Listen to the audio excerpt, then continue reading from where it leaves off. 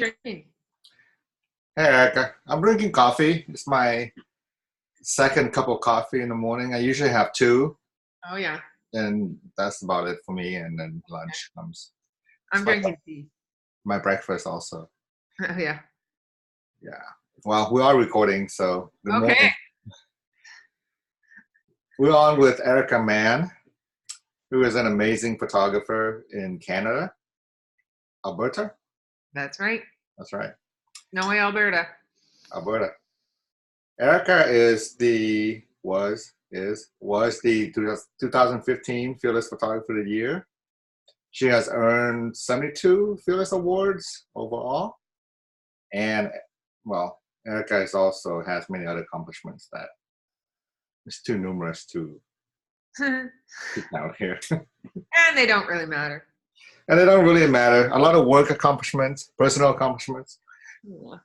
But so, in addition to being a great photographer with her husband, Lanny, Erica also organizes the Real Life Conference, which is a conference Organized. organized. So, can you Past tense. All right, tell me about it, like where it is now. You had a conference recently, okay. Yes. So what's up with that real life Oh, conference? okay. So I started the Real Life Conference 3 years ago. So I Okay, think of myself as the founder, but I've since passed it on to new hands, new energy, new directions, new places. So it's I started the conference initially um, just because I was,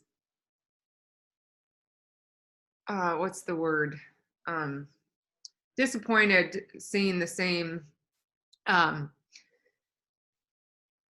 usually male speakers on the speaker panels at all the conferences I was attending and going to and speaking at, and so I wanted a place just for female photographers to have a platform.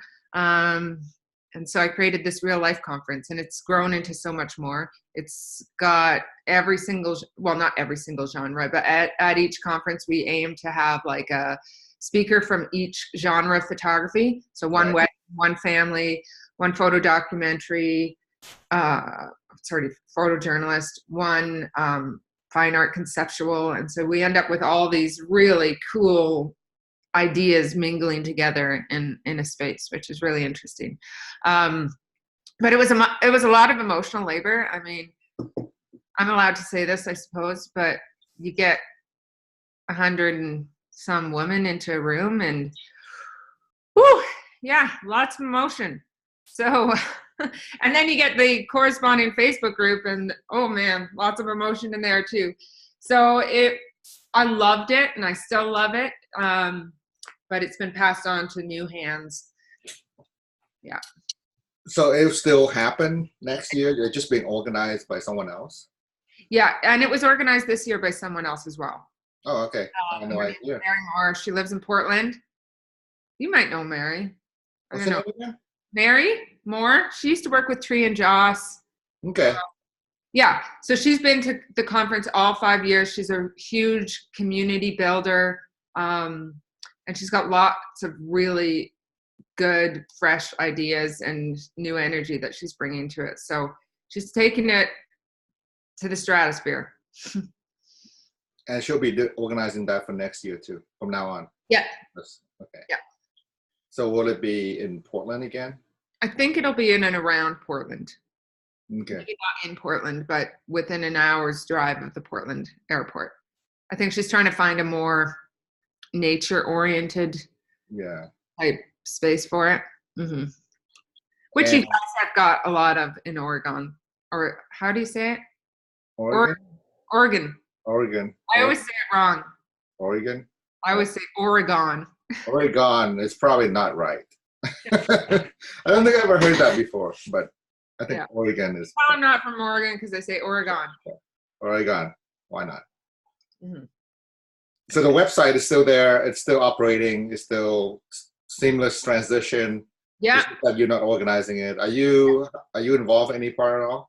I help pick out the speakers, and I help with the designing the the experience for people. Okay. Okay. Yeah. So, well, now that you don't have to do that anymore, do you feel like you have a chunk of more time that you can take that time and put it in something else, or do you have Uh, plans for that? yeah, no. Okay. Do we ever have more time? Uh, no, not at the moment, but maybe eventually. We'll. Okay. So we're going to transition into time and work. So Okay. yeah. So Okay. your work is still as a wedding photographer, I suppose. The As a photographer, yeah, that's how I make my money. Well, that and teaching.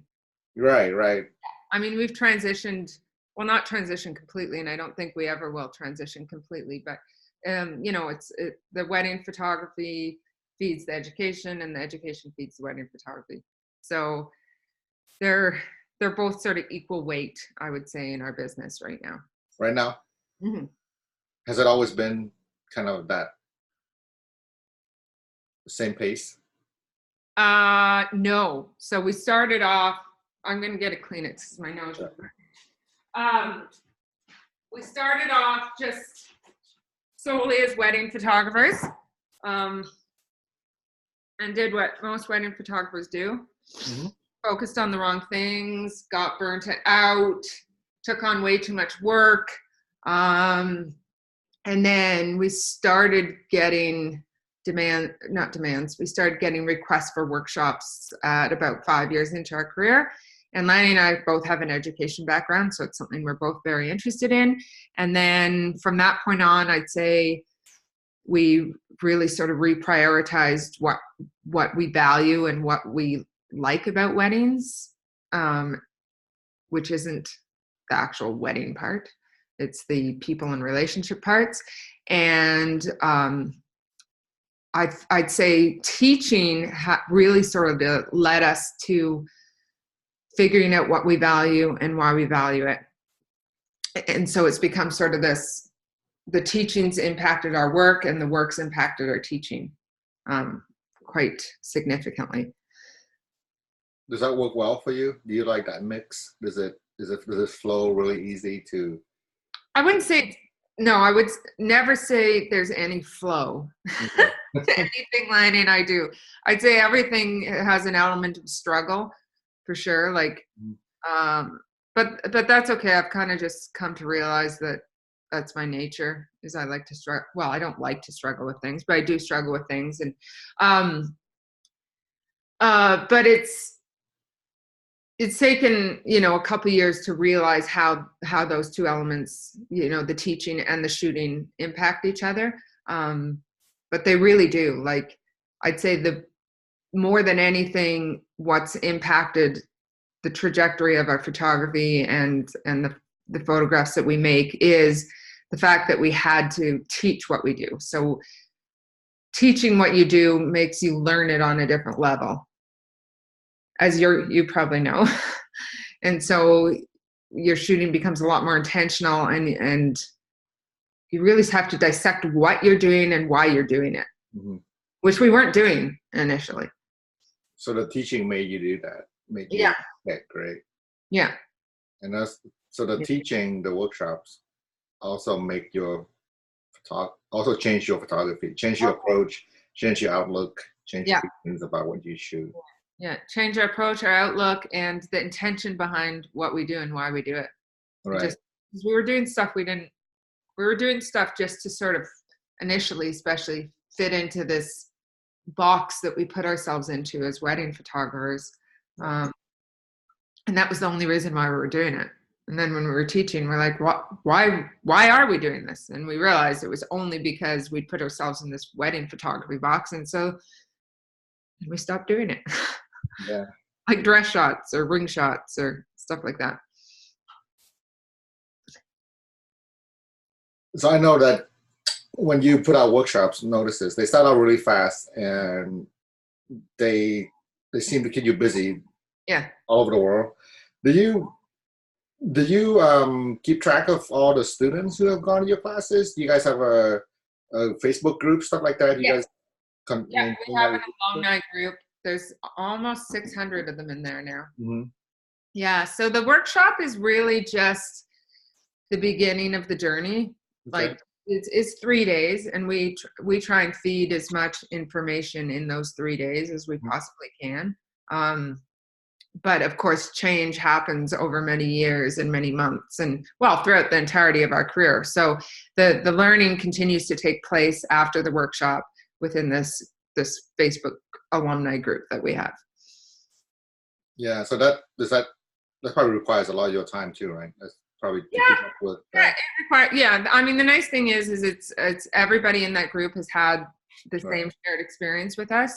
So it's all like-minded people with similar values and similar intents. And so it's actually probably one of the only things I like about Facebook, because I find Facebook like a big time suck and creative demotivator and all these other things I dislike about it, but it is very good for select communities. So Right. So it's been great for that. But we did just announce our last, a couple months ago, we announced our last ever set of metanoia workshops. So we're doing something new, which I can't tell you about yet. Okay. And yeah, something new in 2020, something new.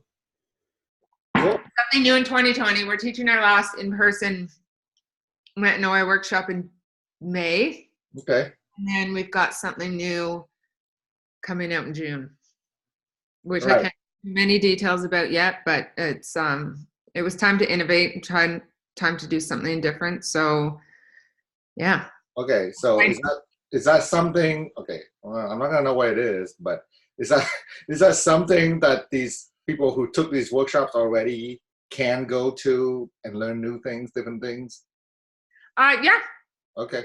Sure. Cool. Yeah, it's just something that's going to reach more people, basically. Okay, sure. So when will you give more details about that? Oh gosh. Roughly next month?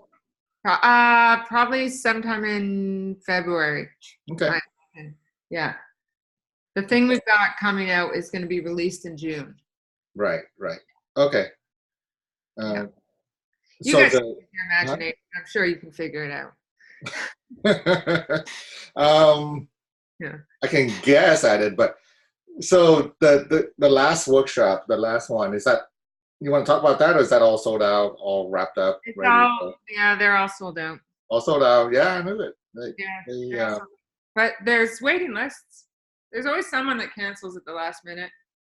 Right. So how do people? So yeah, if you just you can just go to our website and go to the Learn tab, and then fill out the contact form there with which waiting list you want to be on. Okay. We've also got a mailing list. I mean, that's the best thing, is we've got a mailing list you can join on our website, and any future conferences we're speaking at or workshops we're going to teach or whatever is going to be, our mailing list will be the first to know about it. So that's on twomanstudios.com. Twoman.com. Twoman.com. I think that's right. Yeah. You can't miss it. Twoman.com. Yeah, you can't miss it. Just Google it and it'll pop up. Yeah. Okay. Yeah. Okay, so I'm not gonna guess what it is, but I had another question, and that question is: so do you take on? Do you do mentoring? Do you do some kind of long-term individual mentoring or group mentoring at all, or do you just do live classes? Yeah, no, we don't do any mentoring yet. It might be something that we eventually but I feel like there's huge value in a group setting, like because I feel like the one-on-one is more linear learning, and when you've got a group of 10 to 12 people, the learning becomes more of a web between all the different people and all the different ideas and all the different experiences. So I feel like when we have a larger group of people, not too large, but 10 to 15 people, it's the learning that takes place is much deeper and multi-dimensional than the one-to-one mentoring. That's our experience, and that's sort of what's worked for us. It's nothing against right, right. Yeah. The live experience, the live. Yeah. Yeah. So yeah, I feel like, yeah, if we can have a group of people, it's Yeah. just, we end up going down tangents based on, someone's question that someone else never thought of. And, a lot of the workshop material is just, we've got a schedule and we've got a curriculum that we follow, but a lot of the material is just up here, and it comes out through discussions at meal times and through questions and tangents that we can't predict will come up or not, depending on the group. So I agree. It's like sometimes for an introvert like me, like I need something else to be happening while I'm thinking about what I just learned or something. So it's yeah, like something else. I'm glad someone else is talking. yeah, So one-on-one, it's like it keeps coming at you. You're like, yeah, leaving all this, and it's a little bit too much. Yeah. yeah, yeah. So, You know. but I know there's some people that are really talented at it, at that one-on-one sort of mentoring. Yeah. Yeah, I Well, think. I always wondered how, as a student, like sometimes you just need like how much of a break do you need to think about things before you Yeah, I know. receive more information? Like, come Yeah, in, like just keep yeah, talking for an hour. That's a lot of things. yeah, for sure. So, all right. So, what's the state of wedding photography now? Now that you met a lot of photographers, you've been out there, you've been shooting, you've been teaching, you've been What's lecturing at conferences. Well, it's definitely different than it was when we started. I mean, you've seen it. You probably could answer this question better than me. Well, I'd like to know what you think. Like, I feel like the it was way easier to stand out 10 years ago than it is to stand out now. Just because, and this is a good thing. This is not a bad thing. Like, it's just the amount of talent out there. The amount of people that can pull off camera techniques that maybe only a few people could pull off, mhm, 10 or 12 years ago is mind-boggling. So the overall quality of wedding photography has gone up huge, and it's still going up, which is awesome because I mean it's lifting the whole industry up as a whole, right? But it does make it trickier, harder to stand out in based on your work. You have to stand out in other ways as well,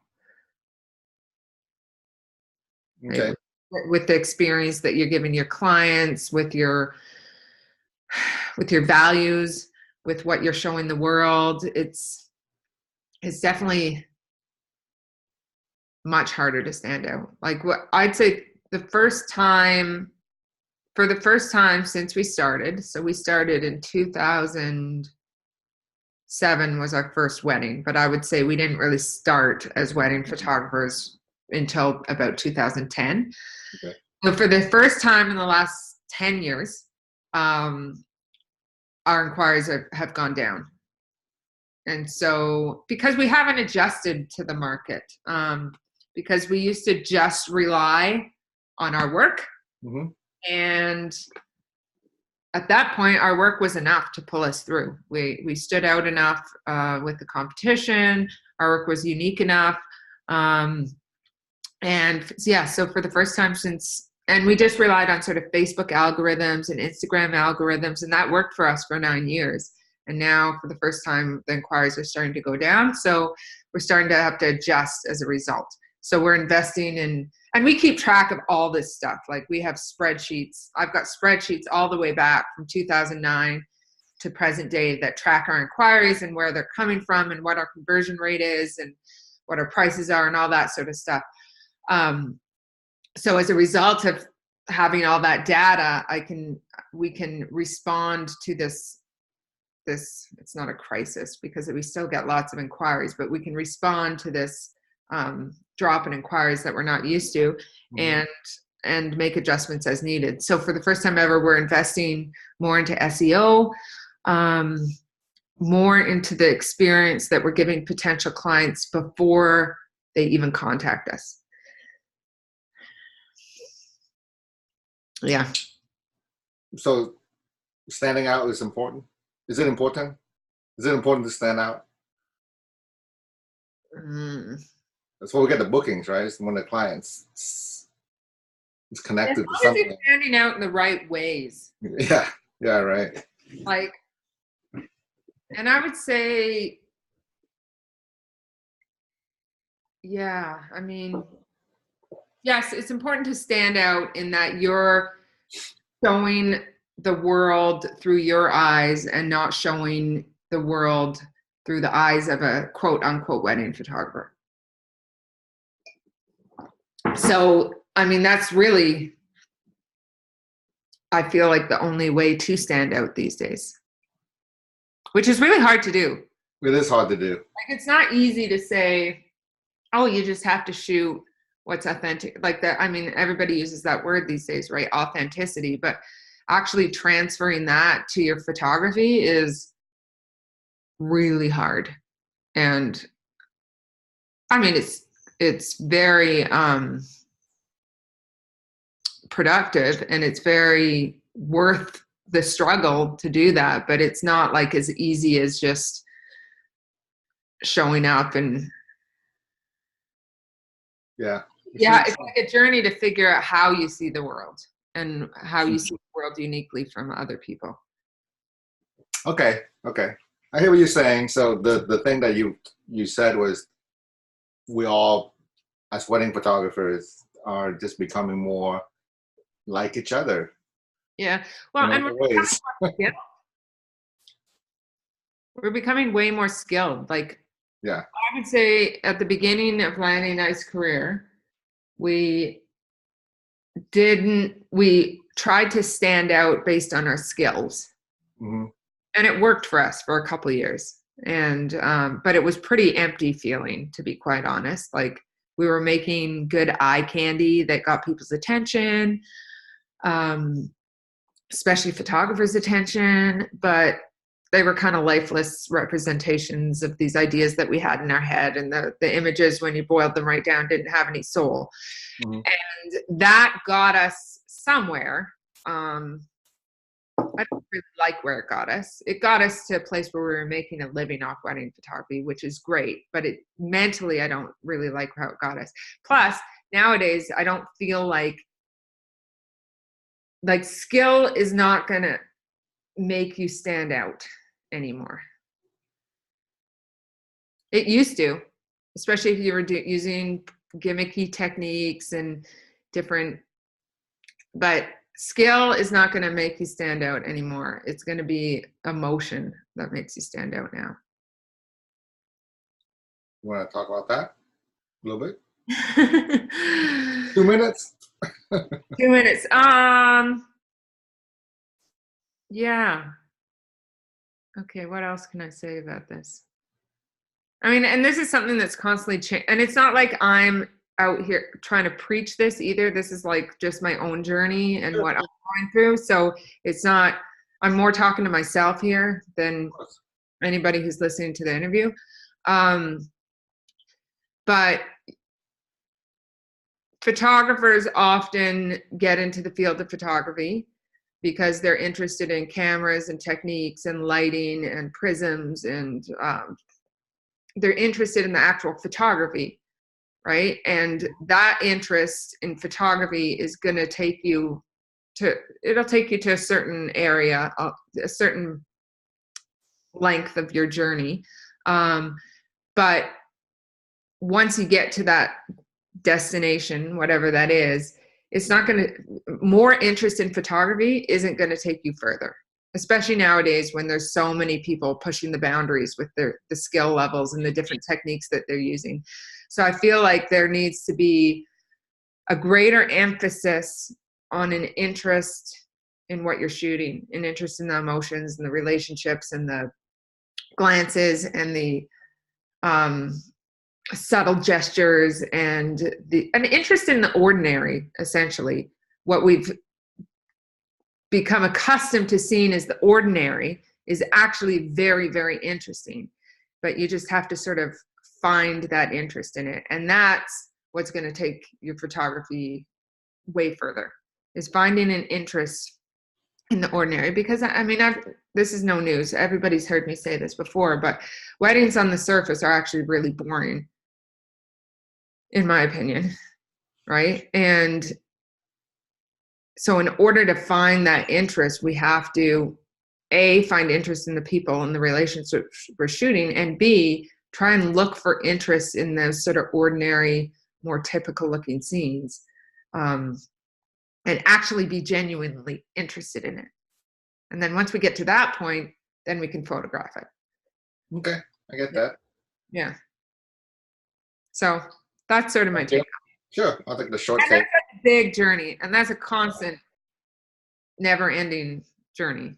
It's because what interests us obviously changes the more we grow and develop and mature as well. So I've learned a lot from my kids on this, actually, because our kids find interest in boxes and wrappers, and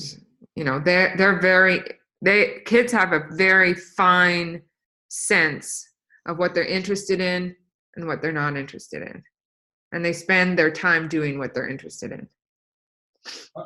How old are your kids now? They are 9 and 11. Are they still? I know they travel with you a lot, but yeah. So you stop that, or? Yeah. So they traveled with us for 3 years. Yeah. And then we just put them back in school this year. Right. So yeah, it was time. I mean, as they get older, they need to keep up with school a little bit more. Yeah, exactly. And as much as we love traveling with the kids, yeah, we're looking to try and settle down a little bit more. Well, you did a lot of that already. Yeah. No. Yeah. I'm sure they got a lot of experience out of it. Amazing. Oh yeah, they for sure did. I don't think they appreciate it yet, but one day they will. I'm sure they will. Yeah. Yeah. So okay, let's go back to that conversation. So off the top of your head, just speaking of photography not standing out, like who stands out to you? Like as something you remember, like who stands out? Just give me 3 names. Just you don't have to. I haven't really got my finger on the pulse because I intentionally try and stay away from consuming other people's creative results. Okay. Because I feel like it fucks with my creativity. Yeah. It puts me in the result focused mindset instead of the process focused mindset. So I intentionally don't really pay attention to many other people's results. But what have I seen recently that really stood out? Monica Mignot's work. I've just seen one wedding of hers, and it really stood out because she was doing very different stuff that I'd never seen before and taking a really different perspective. Who else is really standing out to me right now?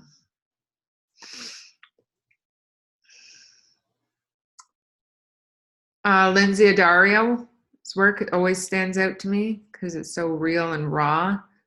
I have to think of one more, I'm trying to blank. No, you're good. You don't have to. I know I'm going to think of tons of people after I get off this phone call. You might, by the end of this, we have time. So let's move on. Okay. Thanks. So I pulled out some pictures of yours that. Okay. Let me see if I can do this. Okay. I had like 4 or 5. Maybe you can give a little backstory, but these are like what struck me as pretty groundbreaking. Like I like them personally. I think like. Oh, thanks, sweet. Yeah. No, I think the good photography, good wedding photography. That when I say that, it's like it should be like we want to see more of this, right? More. Yeah. More of what works. So. Yeah. Okay, well, this is just a wedding in our hometown here in Canmore. We happen to live in a really beautiful spot, but we're actually in a neighborhood here, so you can't see it. But because I'm shooting from such a low angle, I've I've been able to eliminate most of the rooftops that were behind the bride here, because she's up on the top of a hillside. This was just during cocktail hour, and this rainbow came out, and we were like, this was really literally right outside her backyard. So we just popped her out and had her run back and forth along the ridge just to get some nice movement in the dress. And then I think there might have been a little bit of Photoshop help to get, I think there was a few little rooftops sticking out there that Lanny was able to eliminate in Photoshop. And yeah, that's the story of this one. This one does get us a lot of attention. Like it's eye candy, but to me, it doesn't really tell me much about the bride in this case. It tells me about the location of her wedding, which is really important, especially to clients that get married in the mountains. But for me, it's not one of my favorite images, but it's good because it gets us attention. Yeah. I mean, not every photo is an emotional one. Right. You're gonna give what, 1,000, 1,500 photos to the clients, and some of them will have different purposes. Yeah. And this one does show off the location well. And of course, I like it. Yeah. It's beautiful, because the rainbows and the mountains and the stormy clouds. Yeah. I mean, one of the things we'll really intentionally do with our like Instagram account, for example, is it's because if we post photos like this, we get tons of likes and tons of engagement. Right. But then if we only posted photos like this, we end up with clients that really sort of value these types of photos over the moment. So we intentionally do like a 4-to-1 ratio. So we'll do like 3 to 4 moments and then one portrait like this. And that way we tend to get clients who really value the same sort of things that we do. Okay. There's a big question about clients later, but we can talk about that. But, okay. I mean, what I like about this photo that I like personally is, it's like you saw something given to you, like a rainbow, good light, and you capitalize on it. You made the most of it. You have a client who appreciates that, even have a client who likes to play along. It all comes out well together. Yeah. I mean, if there's a double rainbow, it's pretty much an easy sell to the client. Let's go out quick for 5 minutes for portraits. There's a double rainbow. There's not going to be many clients that are going to be like, no, I'm really just enjoying my soup. It's in the contract, right? If we see a double rainbow, you have to come out. Yeah, if we see a double rainbow, you have to come out. It's in the contract. You cannot say no. Yeah. Okay, let me ask you this then. Why didn't you have the groom out there too? We did. Oh, okay. But we realized he was kind of didn't make us a good picture. Stiff and awkward, and well, you don't have to say anything bad about him, but just so I ended up with a bride being the best photo, I guess. Okay. She moved a lot more gracefully. He was taken away from it, to be honest, because he was wearing I think it was a black suit. There was just no movement. If they were holding hands and they were running along this ridge and I could feel his energy through his movement, I would have kept him in there. But I was struggling to get that. So we just decided, and she was awesome. She was like, I think she was a dancer. So I had no problem getting that movement and fluidity out of her body. But all right. So it's a really good lesson in not just receiving a gift of something surprising happen, but making the most of it and executing it and working for the picture and cutting out things that don't look as dynamic as they should. Yeah. Right. And so this next one is probably something you plan more than the rainbow, right? Do you Oh guys yeah. have a This plan for this action to happen? Yeah, this one was definitely planned. Hmm. And this is in old Quebec in Canada. It's like a little piece of Europe in Canada. Okay. And basically, we're up on this street, this street that curves around and goes down into the old city. And so we're up on top of this overlook, Hmm. and we saw this nice dark spot where we could place the couple. So we're always looking for either bright spots to place the couple or dark spots to place the couple. So there was this nice sort of dark, shady spot, and this was the only exposure where the flash fired. So Okay. we've got an assistant down there with them and holding the flash Hmm. on them. And this was quite a while ago, so the flash technology wasn't quite as good as it is now. Okay. And the flash fired once, and then from then on in, we couldn't get the flash to fire. So the assistant's just standing to the right of the couple. He's cloned out, holding one speed light on them, and that's it. So this is one for. And this was to showcase them. I mean, they chose to get married in this spot. She's from Quebec. Showcase them in this landscape where they chose to get married. Mm-hmm. So the scene has more meaning for them than just any random town, obviously. Yeah. So she's from this area, and the church that they got married at is just outside of the frame here, and it's like the oldest church in Canada, which really isn't that old. It's only 700 years old, but you say that to people in Europe, and they're like, "That's not old."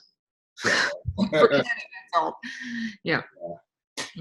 So, so the one thing I've noticed that these days is, there's with technology, there's really a lot of use of flash these days, especially for portraits like this, and we see it well done, and everybody can do it well. So if a photographer is somehow avoiding using a flash, like for some reason, I'm not going to say whatever, whatever, somehow tries to not use a flash, then they can't make this kind of photo. They can't make this photo without a flash, right? It's a necessity in some cases, right?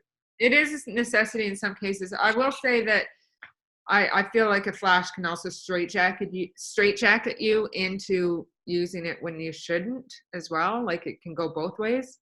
Right. As for us, but I mean, it was a cloudy day.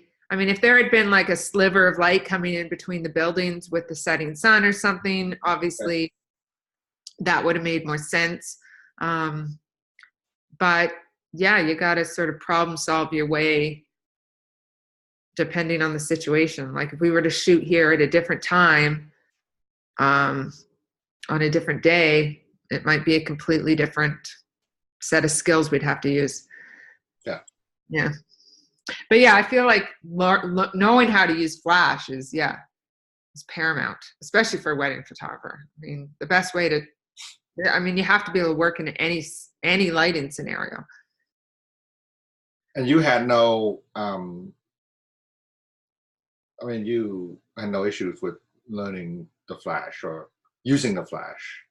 Oh, I still have issues using the flash.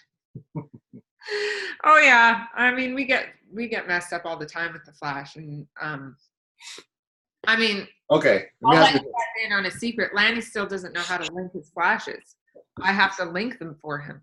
Lanny, that's why you guys are a team. That's why we're a team. So no, there's definitely struggle and problem solving associated with flash work. But I mean, the more you use it, the more comfortable you get with it, right? So. Okay, so let me ask you a hard question. Yeah. Think about this. Hard question. Yeah. Not the flash, but what about something else in your photography that you are resistant to learning for some reason, but you know that you need to learn, you need to work on? That's good for your photography or your business, but you have a resistance to it for some reason.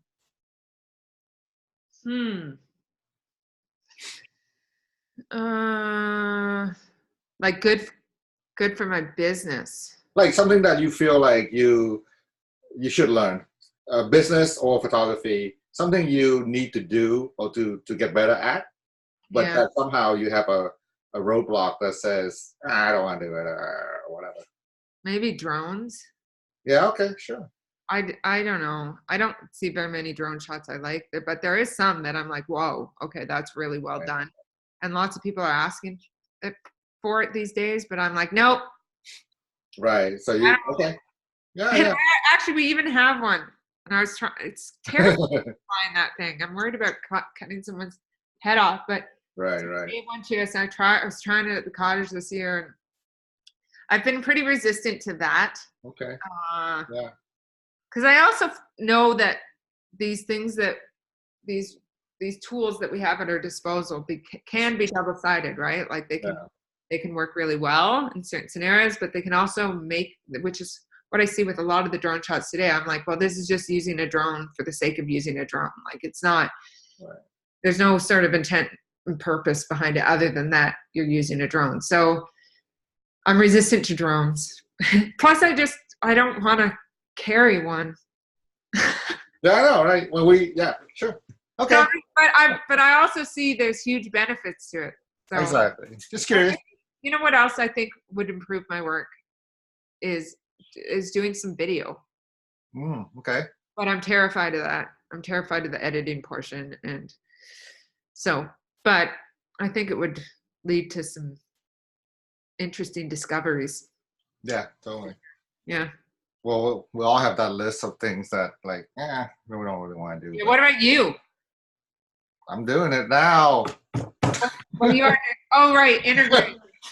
I'm talking to people and being on camera, even if that's small, being on camera and Yeah, talking and interviewing and being yeah, this is a challenge for me, and I'm yeah. yeah Oh, well, doing good it. for you. You're doing awesome. Thank you. Got this. Okay. Um, okay, I like this shot of yours. I know it's very simple. Everyone does it, but it's what I like about it, what I appreciate about it is that it's not just straight down the row with standard height. Yeah. It's low. It's a little bit even lower than you are. So Yeah. yeah. Yeah. So it's got some thought into it, and it's not like everyone else's. And Well, listen, I was spraying and praying. Like, yeah, this is luck right here. Especially because this was back when we were shooting Canon.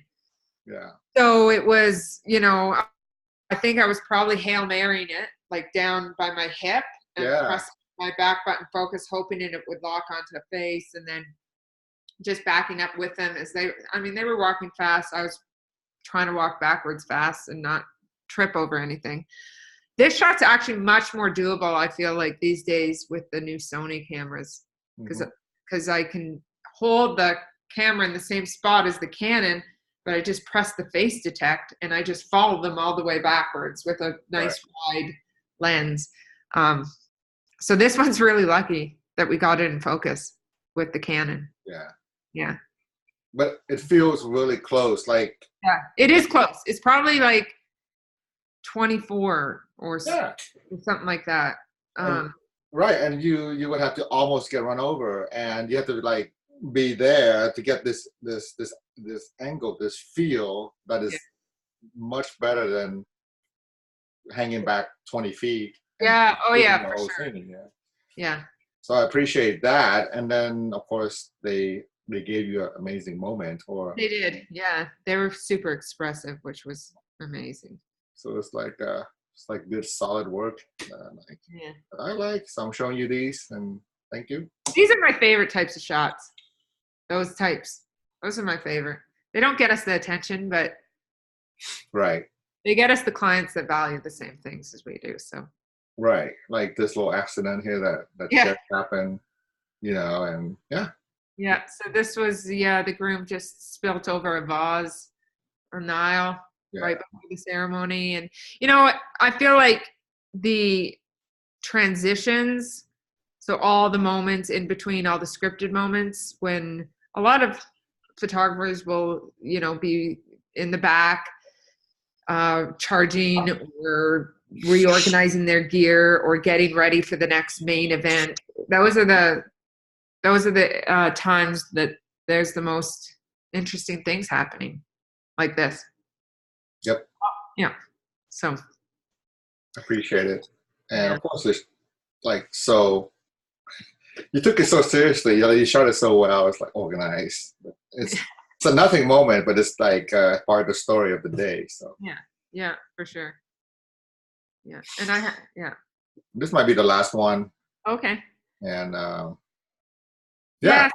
So cool. this is just bride having a bath the morning of her wedding, and this is just being there. Really, I mean, that's all there is to it. I was there. Yeah.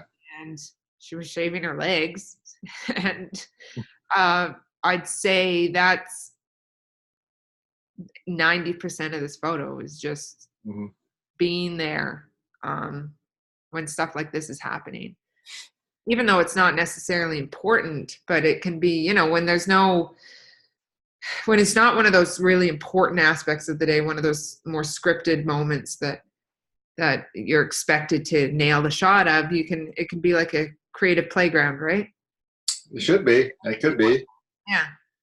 But I don't see it a lot, because I picked this out because it's unusual, because you focus on one small part. And I think I've seen the shower shots or even the bathtub shots that mostly shows everything. So they show like the whole scene almost. So it's really rare to have a more abstract. And I don't think that was like a conscious thought. Oh, I'm going to make a more abstract photo, and it was because it was cluttered and messy, and I couldn't problem solve my way into making an interesting wide composition. Exactly. So it just came out of necessity, which is what most compositions come out of, is just necessity to try and make it work somehow, some way. Yeah. The limitations made you. Yeah, the limitations. Limitations and barriers and stuff like that are awesome. People we think we want all this choice. Right. When it comes to photography, like we want to go in and decide where the makeup artist should go and where the hair artist should go and what should happen when and where. And I want everybody else to make those decisions for me, so that when I walk in, I just have to make it work with what the scenario is. And I'd say some of our most creative ideas have come out of those limitations. The first time we ever used off-camera flash was because they turned the lights off in the ceremony like 3 minutes before the ceremony. So it was like, it was forced. Forced on you, right? Forced, yeah. It's like when you're driving along and driving somewhere and there's a detour and there's signs that force you to go off some ways, and you're like, you would never see that neighborhood. Yeah. You didn't have to detour. If they just like go home, you just go the same way home. But if you have to detour, then you might see something completely. Yeah, that's such a good analogy. Thanks. I just thought of it. Okay. Just thought of it on the spot. Wow. So if you are forced to do a detour, who knows what you might get? Yeah. Okay, cool. Yeah. So I have some questions that people sent in. Okay.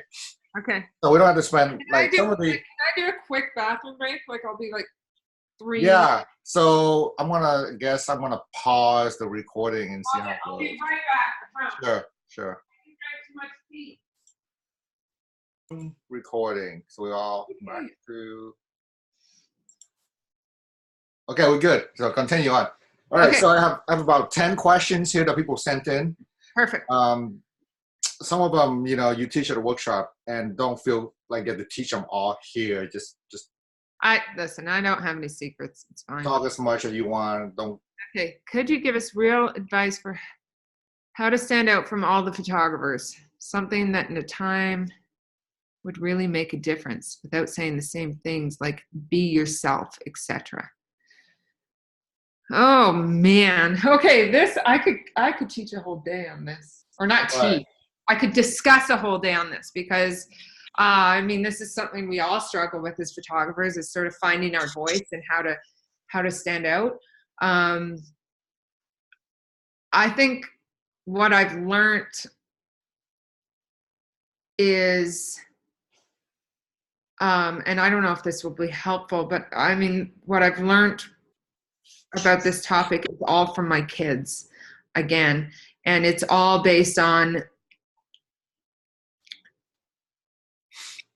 shoot what interests you. That's what your style is, and that's what your voice is shoot is what you're interested in.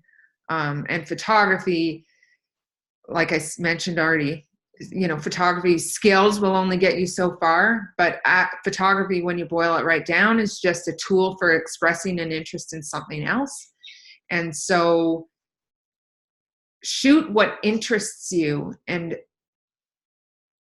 spend your time observing instead of looking, because there's a distinct difference, right? When you're looking for something, you're usually looking for something specific. Okay. You're looking to fit a style, or you're looking for something that fits in the box of what you think. Whereas if you spend some time observing what actually is, truly being there in the moment, and just observing people's mannerisms, observing people's facial expressions, observing what they do with their hands when they're nervous, then what is interesting to you is going to pop out. So that's what people mean by be yourself, is just figure out what you're interested in and shoot that. And, you know, when my kids come up to me and say they're bored, I always say the same thing, which is, if you're bored, you're boring. And they're sick of me saying that to them, but I say that to them all the time. I'm like, if you're bored, you're boring. It's not the world's job to figure out something to interest you right now. You have to go and find something yourself. And usually within like 30 seconds, they've gone and found something that they find interesting to do. And I feel it's the same with photographers. You know, if your work is boring, then you're boring. So you have to stop being boring. And that doesn't mean you have to like go skydiving, or you have to go and do crazy X-rated things. It means you just have to, I don't know why I said X-rated there. I meant X Factor things. Very Freudian, but okay. Yeah, it just means you have to go and find something that's interesting. Sure. Yeah. So that's a rather esoteric answer. Okay. But I really believe that. Mm-hmm. Well, I was listening to you. I have an answer too. I know they didn't ask me, but I'm going to ask them anyway. Yeah, I want to hear your answer. Okay, my advice to stand out from all photographers, with, you know, so you don't need to be yourself. You just need to go and do the opposite of what photographers do. Okay, I mean, that sounds simple, but if you want to stand out, then know what they're doing, and think about how you can do the opposite, but do it well, not just to be different. So let's, for example, if all photographers wear black to the weddings, so now you're not wearing black anymore, because all photographers are wearing black. So you're like, what the hell can I wear, right? I mean, not necessarily. So think, well, if everyone's wearing black, what can I do? What can I do? What must I do? What must I wear to not wear black? So maybe you wear whatever, right? Maybe not white. Exactly. Just think about something else, right? Just think about it, and have your own answers. Yeah. And then maybe that becomes trendy, and now everyone's wearing white like you are. And now you have to change again. You're like, everyone's wearing white. Okay, now I'm going to do something else. You just have to be a. But isn't it exhausting? Wouldn't it be exhausting having to reinvent yourself every time and other people's, like, that would be like emotionally exhausting. Like, I see it as a game. I see it as a fun game, like this crazy Tesla truck. You know, this crazy truck, right? It's like they want to make a truck, but they don't want to look like a truck. They're like, screw all these old trucks. Yeah. I'll make a weird one. And who Yeah. knows? It may not be love, but at Yeah. least it's different. Anyway, Yeah. it is exhausting, but I don't Yeah. know. Yeah. Okay. It, it could lead to some interesting discoveries, that's for sure. Yeah. Just Yeah. challenge everything. Challenge every single um, common practices and see what happens. Yeah. All right. So next question is, Okay. how do you take so many shots and the clients don't get annoyed? This can be a quick answer. When you were DSR, not nurse, how did you take so many shots during a wedding and the clients didn't get annoyed? The clients didn't even notice us. The clients, there's one thing I remember from foundation workshop really well, and it was something that Sergio said. And he was talking about the power of sort of being invisible by always being there. And he's like, you kind of want to be like a bad, his words were, you kind of want to be like a bad fart. Like at Uh-huh. first, everybody notices you and everybody smells you, but then once they get used to the smell, you just sort of blend into the air. Yeah. I feel like it's the same with photography. Like, we shoot the full day, start to finish. And the reason we show up right when getting ready starts is because it gives them all that time to get accustomed to our presence. And the best way for us to be invisible is just to always be there. If we're in and out, if we're going in and out and in and out, we're way more noticeable than if we're just in all the time. So my short answer to that is that the clients don't get annoyed because they don't notice us. Okay. What do you tell your clients to let them know you will be in the same spot for a while you are working to get an image? Nothing. Yeah. Just do it. Yeah, I just do it. I also feel like if the camera's in front of my face, it's like Harry Potter's invisibility cape. Mm-hmm. Right? Like I'm more invisible with the camera in front of my face as opposed to down. So if I'm in the same spot, I don't think they're not noticing me at that point. Yeah. So what do you tell the people, guests or family, who aren't your bride and groom during the wedding so you can get the shots you want to get? Nothing. There you go. I don't tell them anything. I'm not working for them. And honestly, as long as the bride and groom, or sorry, I should say couple, as long as the couple are comfortable with me, everybody else is going to be comfortable with me as well. If they are uncomfortable with me in their space, people can read that discomfort. But that's never happened. Well, it has once, except it wasn't. We'll save that story for another time. Right. The bride's dad. But if the guests and family see that I'm in the space and up close and getting the photos where I want and need to get them from, and they see that the bride or the groom or the bride and the bride or the groom and the groom are completely comfortable with me in that space, then they're going to be comfortable with it too, or they're just going to ignore it. Yeah. And if they don't, I don't know otherwise, because I don't put any energy into thinking about how they're judging me. I mean, I'm not going to block anybody's view or anything. I'm very cognizant of that, but I'm not worried about Aunt Thelma in the back row who's like, who does she think she is up there? Whatever. Yeah. I'm sure it exists, but I'm unaware of it, and I prefer to stay ignorant of it. I have an answer to this too. When I was shooting, I just have in my mind that everyone, the whole wedding party, the whole wedding, they appreciate seeing a photographer who works hard, and confidently, and if they see me working, shooting, then they know that they get their money's worth. They know I'm shooting hard for them. So I want the clients to hear me click. Like they know I'm there. They know what if I'm not there? They're like, where's where's my photographer? So I want them to know I'm there, shooting hard, working hard for them, and that's part of the process. Yeah. All right.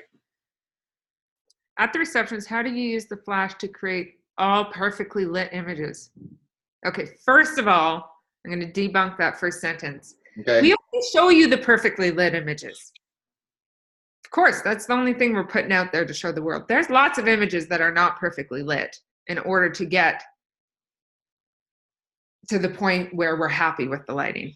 But I would say there's very few images that are perfectly lit. Many of your reception time shots, lighting is shining on the right people all the time. Okay, so I'm assuming you're referring to the dance floor here. Okay. Yeah. Because there's a lot going on. One of us lights and one of us photographs. And that way the photographer just has to think about filling the frame, capturing those moments. They don't have to worry about lighting at all. Okay. And the lighter's only job is to nail the lighting. So we've got one person with light on a stick and one photographer. Lanny makes a really good light stand because he's 6'4". I don't make as good a light stand because I'm under 5'5". So we've got this big sort of monopod that we can stretch out to about 6 feet, and we put the flash on top of that, and that way I can get the flash above people's heads so that there's no shadows. That's Lanny's carrying the flash on the stick. He'll use. You're the one shooting. We switch back and forth. Okay. So, but the reason we got the monopod is because I was unable to get the flash up over top of people's heads. Right. So yeah, because the lighter's job is really hard work, and the photographer's. So they're both hard jobs. So we switch back and forth every 2 or 3 songs. Yeah. Yeah. Oh, thanks. So I just want to add that when you do this, when I've seen photographers do this, and I used to do this too, it takes practice. It's not going to be like one wedding and you have a perfect system going. It takes a lot of work between 2 people to know each other's habits, to get the light, to get the movements right. Yeah. And at first, the first wedding that whoever wants to try this is probably getting a lot of bad photos. And you're like, don't give up, right? Just keep mastering that process. Keep at it, and it'll get better. And your number of good shots will increase. Well, and honestly, if you saw our contact sheet, you would see that the majority of the time, the flash is not hitting where we'd like it to hit, especially on the dance floor. Sure. So, I mean, if there's any time we're spraying and praying, it's on the dance floor because there's so many elements out of our control, right? Hand movements, focus points sometimes, where the backlight is, where, you know, it's such a moment-rich environment, but it's so hard to have that, you know, super intention behind compositions and lighting. So we shoot a shit ton of images. Like if there's a crazy ass dance party, I'd say 50% of the images from the entire wedding are just from the dance party. And we call that down to the ones that make sense to deliver. And they're certainly not all perfectly lit. Cool. One of the things we do at our workshop actually is we take people through an entire wedding of ours, like the full contact sheet, uncalled, and usually people feel a hell of a lot better after their work about their work after seeing that. Yeah. Because you can't believe what you see on social media, right? You can't believe, like, it's so easy. You're looking at our highlight reel, you're looking at like 0.01% of our work and extrapolating that to the rest, which is not honest. But I mean, that's marketing. We don't want to be fully honest with what we're putting out there to the world as well, right? So yeah, but if you're mediocre shots. Yeah, for photographers who are learning, it's good to see everything because then they know that if that happens to them, that is normal. It's a normal process. We're not expecting 80% hit rate or whatever they call it. Yeah, exactly. And don't feel bad because you're not hitting that, because you're on a good path. If you are like getting a ton of mistakes, even as you get to your successes. Yeah. All right. Cool. Do you have a profile of an ideal couple, and does it tie in with the message you have? What's your ideal couple like? What do you want your perfect wedding couple to be? I would say I don't have a profile of an ideal couple. because I don't want to pigeonhole ourselves into shooting the same types of couples in the same. The only thing I would say is that ideally our couples value photography. Okay. The only thing I would really care about, but we don't actually ever say no to clients. We don't say, our prices say no, but if someone wants to hire us, we just go out of our way as much as possible to let them know what our approach is and why. If there's red flags coming up, that's even more of an opportunity to just be completely open and honest about our approach. But we want a variety of couples. We want a variety of couples, variety of locations, variety of different weddings, variety of budgets, variety of personalities. That's what keeps life interesting. So other than they value photography, I don't have an ideal Cool. couple. Okay. Yeah. But What's the second one? What is the clarified message of Two Men Studios to attract couples who aren't? so I guess the answer, maybe asking the answer to this question, why should we book you? What do you do? I mean, why should we book you, Manny and Erika? Why should we book you?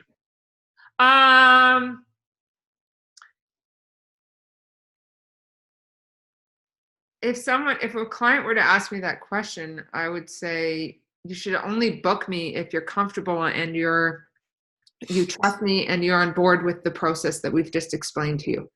So it's never do we enter Skypes or meetings with the intent of closing the sale, ever. It's only ever just an education process of, this is what we do, this is why we do it, this is why we feel it's important, but it's not for everybody. And that's okay as well. So I have a hard time answering that question, because it's possible there's other photographers that are a better fit for them. Who are you not for? Who is Two Man Studio not for? It's not for everyone. Who's it not for? I don't know, because they just haven't contacted us, or they haven't gone further than the price sheet. Okay. But I want if I was shooting the same sort of weddings every weekend, whether it was summer backyard weddings or elopements or $1 million weddings or Jewish weddings or Chinese weddings or whatever, if I was shooting the same types of weddings every weekend by pigeonholing myself into a profile, it would get pretty boring pretty fast. So we really want that wide range of people. Okay, I know who we're not for. We're not for the budget. We're not for the budget couples. The couples that are looking for a good deal and getting the cheapest photography they can. And at the same time, blowing a ton of money on the cake and the venue and all the other things, and don't prioritize photography. Yeah. But we've shot literally backyard weddings where we're 80% of the budget.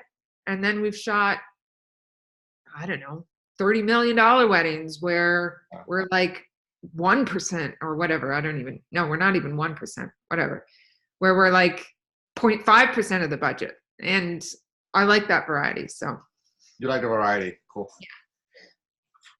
It'd be cool if we're gonna only shoot weddings where the photography budget is proportionally higher. Like you know for sure they really merchandise it. Be awesome. Yeah. I know. That shot that was really, really expensive, we didn't even know it until we got there. But I remember we had booked our plane tickets. It was in Hong Kong. And we just charged them regular, like economy class. And then we upgraded to business class, but took that expense on ourselves. And then when we got there and we realized like the wealth of this particular family, I was like, man, we should have just charged them the business class. Like they wouldn't have even noticed. But oh well. Ideal couple. Okay. How do you balance wanting to document real moments with the portrait session? Well, it's an interesting question. Well, I mean, basically the portrait session is a finite amount of time during the day. So it's either half an hour or whatever. So other than the portrait session, we're just capturing real moments. And then in the portrait session, hopefully we're also capturing real moments. Not quite sure I understand the Yeah, question. I wrote this as the way it was presented. Yeah. I guess the other thing would be, figuring out where the couple's priorities lay. And that's all figured out prior to the wedding. So if portraits are huge priority to the couple, like it's a really important part of their day and they really want to showcase the landscape and themselves in the landscape and up close and all, they want a ton of variety of portraits, we'll suggest perhaps they do a day after session. If portraits are not at all important to the couple and they could care less, I mean, we've done weddings with no portraits at all as well. And we're fine with that. So I guess the balance is based on the couple's priorities. And your wants matches what a couple wants, hopefully. Yes. Okay. Yeah. I mean, there's certain things that I will suggest they do. Like if portraits aren't important to them at all, I'll say that's fine. Then just give us 10 minutes. And we'll just get a few close-ups because, your grandma might want one from her mantelpiece or something like that. Mm-hmm. And then I'll always try and encourage them to do the family formals, just even for their family. And because I know they'll appreciate it years down the line. Mm-hmm. But yeah, it's all sort of based on, like we had a wedding last summer where we had 7 minutes for portraits because all the time was getting sucked up with these family formals and, they had to be in 7 minutes and we still had 6 more family formals. And so I just went to the bride and I just said, so what's your priority here? Do you want to finish up this list of family formals or did you guys want us to take you away for portraits? And she's like, we have to do the family formals. Perfect. Fine. We ended up getting 2 minutes for portraits, but 3 weeks later, her dad passed away suddenly. And so, she made the right decision. Mm-hmm. Sometimes we think we know what we want as photographers, but in that case, if you had asked me in the moment, I would say, let's go do portraits instead of this huge list of family formals. But we really don't know what we want because 3 weeks later, I was like, I'm so glad we did those family formals. So. Okay. That's a little off topics. Okay, after seeing your kids at 9 dots. Oh, in the presentation, I'm assuming he means. Yes. Yeah. My wife and I have been inspired to take our kids traveling. I will take a sabbatical from the fire service. Oh, Lanny was in the fire service too. Right. And my wife will be in between jobs. I would love to still shoot weddings, particularly destinations weddings. This would help finance the trip whilst also keeping my competency up with photography. My question is, how would you advise building a destination wedding client base? And do you have any other tips for planning a trip like this? Oh, gosh. Well, I would say the first 2 years of our more destination type weddings this might be bad news to you, sorry, but didn't make us any money. So I would say you have to first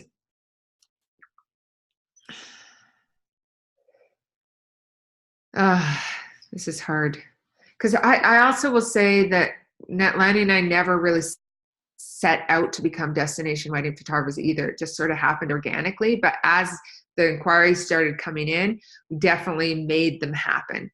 We want to have a wedding on Costa Rica in our blog. So let's make sure we can try and work within this couple's budget so that we can get this booking and then we can showcase it. And I'd say that happened for about 2 years before it got to the point where we were charging our clients our destination clients full price plus the travel and the accommodation.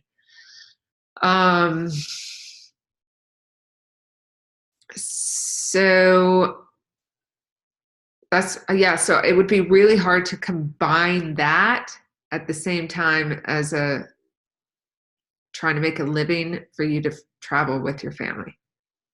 I think it would be very hard. And expensive and costly.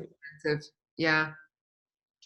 Yeah. And I, Lanny and I loved, and I don't want this to sound like I'm discouraging, because if you have a chance to travel with your family, do it. It's the most amazing experience. You won't regret a second of it. But I just want to be honest about, what it's like. And I won't go into the details of what it's like as a foursome, because that could be a couple hours. That's a whole book. But it's expensive as hell. And we decided to travel the world with the family, knowing that all the money that we were making was funding the traveling. Yeah. So there was no additional funds. It wasn't like we were saving for retirement at the same time as our investment was in the family. Mm-hmm. And it was awesome and it was worth it. But it was hard to make ends meet. Yeah. And we just sort of connected the dots of where the work was. Yeah. Yeah. So I guess the question is it better to take the family along on the shooting trip, or go on a shooting trip, take that money, and go another trip with the family? I think there's benefits to both. Yeah, right.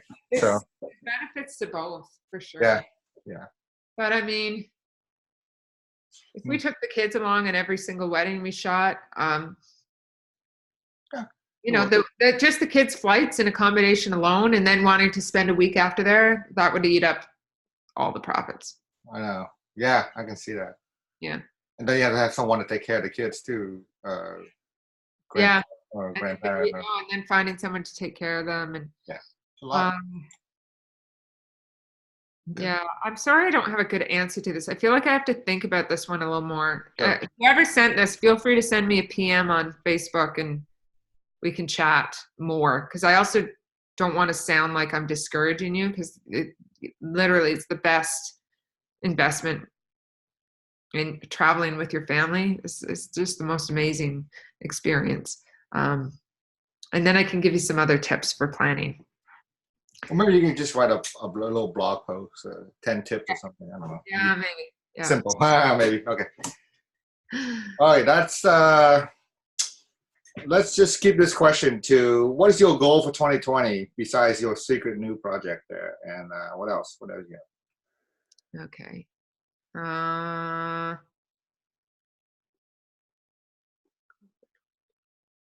Drones. Okay, well, Lanny and I really, anybody that's been to our workshop sort of knows that we don't really believe in goals. Oh, okay, all right. We believe more in having standards and values and living those. I mean, like, I just think of my more goals-oriented stuff, like, oh, I'm going to do 30 days of yoga in a row, and I'm not going to eat sugar for 30 days, or whatever, these sort of goals that we place on ourselves. And I only ever make it to about day 9. I think that's my record with my workout challenge, or my workout goals is like day 9. So I never, because I feel like goals are based more on willpower, which is like willpower is a finite resource. The more you use it, the less you have.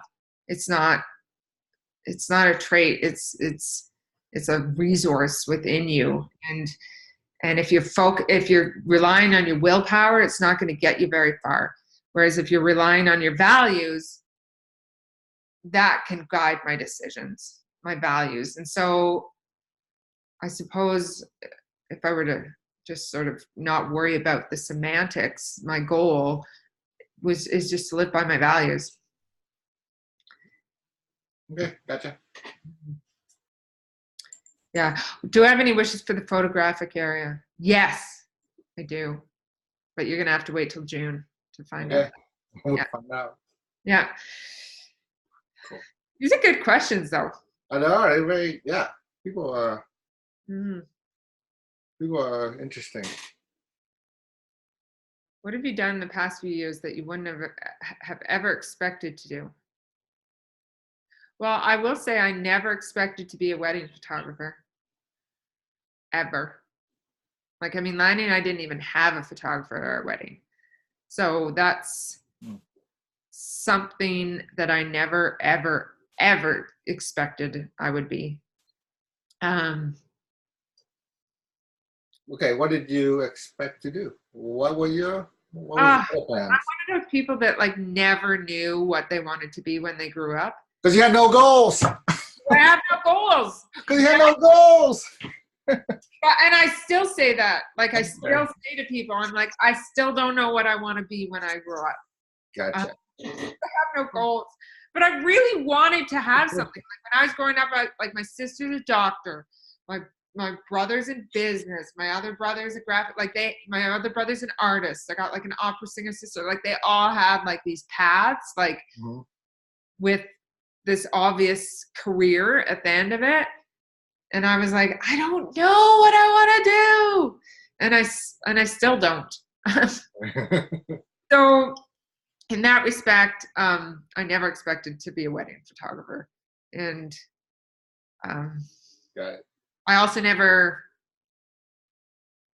expected to travel the world with our kids. I hoped we would one day. I mean, that was definitely something Lanny and I value hugely. And we were able to sort of capitalize on the situation we were in to make that happen. But I probably didn't expect that it would happen. When we first started dreaming up the idea of it 10 years ago, before we even had kids, it was a dream. And if you'd ask me, is this actually going to happen? I'd say probably not. So. Okay. Yeah. Ooh. If you could commit the next year to learning one thing in your spare time, what would it be? Oh man, there's so many things. I'd like to learn to play the piano better. I'd like to learn how to do pottery and calligraphy and writing. I'd like to learn how to become a better skier. I'm only supposed to spend one thing. One thing. That's fine. One or more. It's good. One or more? We got it. That's good answers. All right. None of them are photography, though. No. Just although I did just sign up for a year-long mentorship program with Kirsten, so it's interesting because that's what I'm putting my investment in, even though I just answered this question with all these other things. So obviously gotta think about that. No, that's good. Yeah. I mean, you had answers right away, so Yeah. it's an easy one for you. Good. Yeah. Awesome. What's your end game?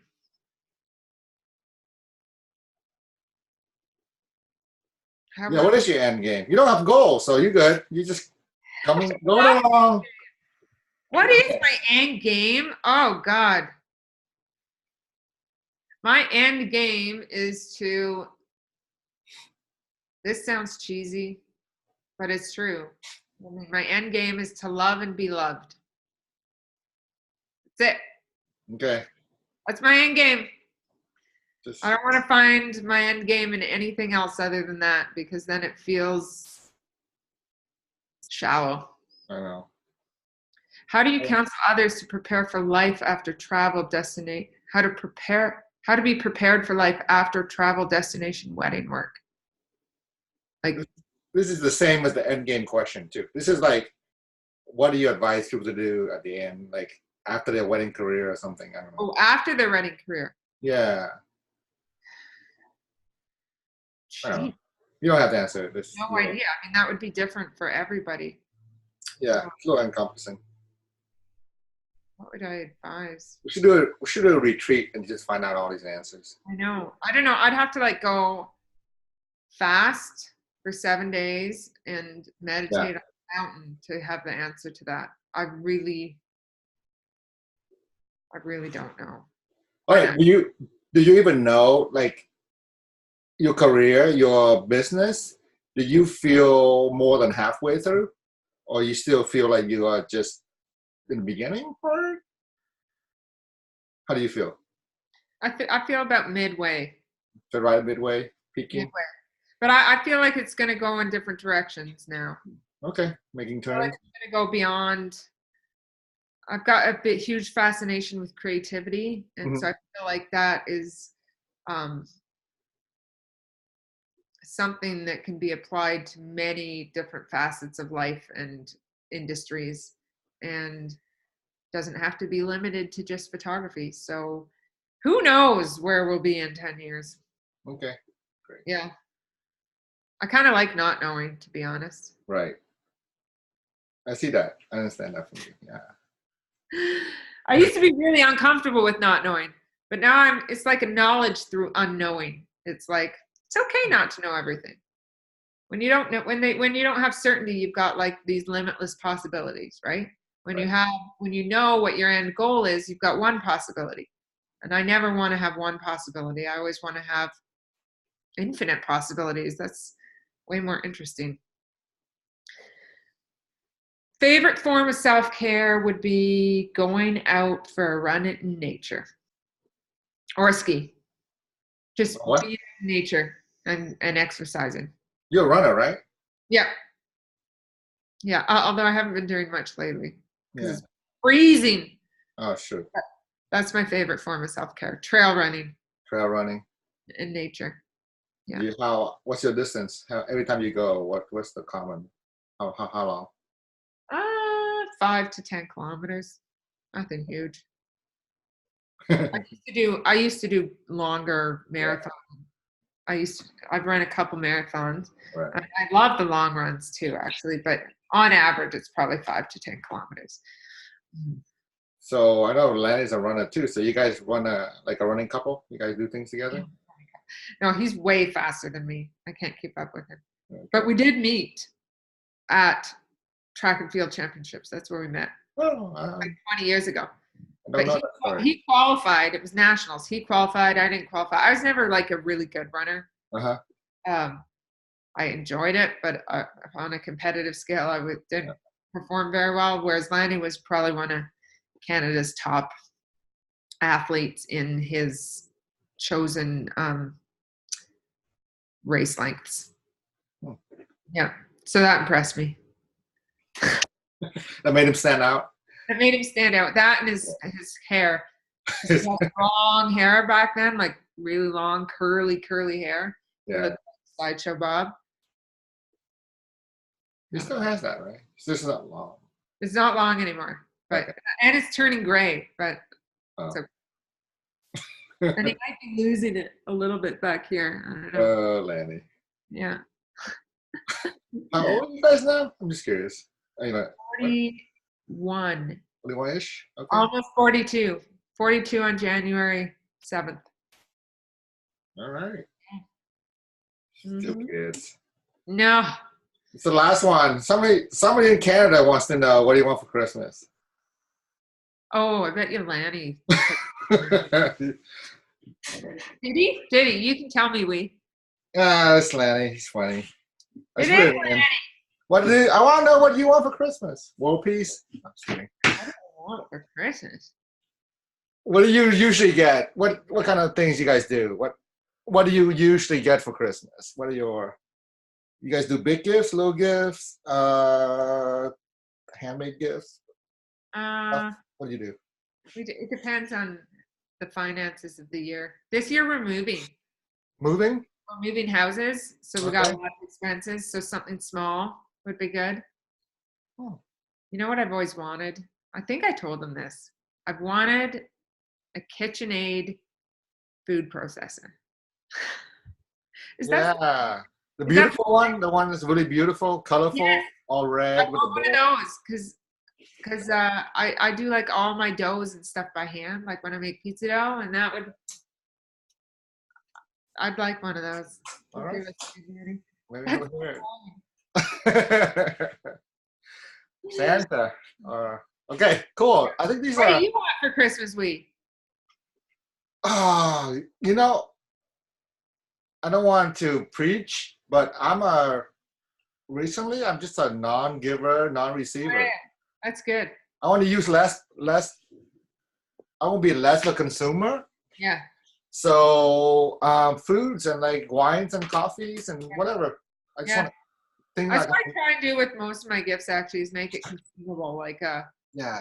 edible or a gift of time, like like a pass at a ski resort or Mhm. a gift certificate for a restaurant or um, I love stuff like that, and that's what I usually try and do as well because it gets too much otherwise we have too much stuff.